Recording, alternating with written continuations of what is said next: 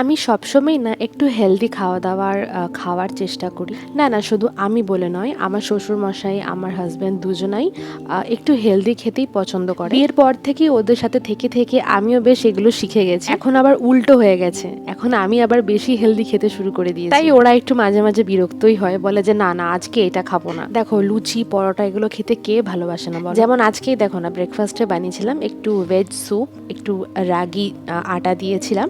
এটা আমি এক জায়গায় দেখেছিলাম, তো সেটাই ট্রাই করলাম। খেতে কিন্তু ভীষণ ভালো হয়েছিল, কিন্তু ওই যে দেখতে কেমন একটা লাগছিল, তাই খাবার আগে আমার হাজবেন্ড কিন্তু নাক উঠিয়ে বসেছিল। জানো, ওকে যখন আমি স্যুপটা দিয়েছি না, ওকে আমি বলিনি যে সেটার মধ্যে রাগি দেওয়া আছে। কি করব বলো, বললেই তো খাবে না। আর যখন পরে আমি ওকে বললাম এটার মধ্যে যেন রাগি ছিল, তখন বলছে এ মা, সকালবেলা তুমি আমাকে রাগি খাইয়ে দিলে। আমি কি করি জানো তো, আটার মধ্যে একটু জোয়ারের আটা আর একটুখানি রাগির আটা, তিনটেকে মিক্স করে ভালো করে রুটি বানিয়ে দিই।